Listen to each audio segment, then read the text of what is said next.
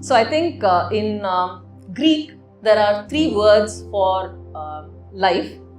So there's one word called bios, another word called suke, and a third word is called zoe. And whenever Bible in English it translates as eternal life, we talk about zoe, the life in Christ, the life in God, the eternal life.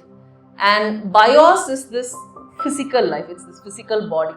And I think suke is this soul and the immaterial part of us. So when Bible talks about carrying your cross and laying down your life, it is the bios and suke it refers to, because there is a part of our flesh in this fallen nature which rebels against God, and that aspect of it, that whatever force animates that aspect has to be put to death.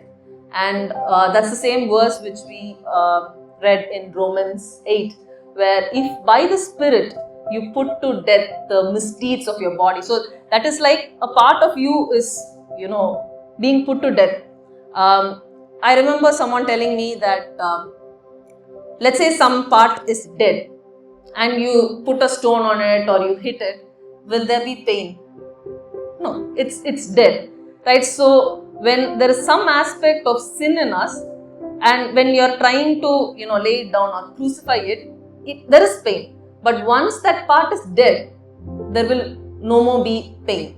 So what you are putting to death is only the sinful part, and it is through that God offers new life, even set by the model of our Lord Jesus Christ, where He took the suffering and through that received glory. He modeled it for us and said, you also carry your cross, and through that I will give you eternal life.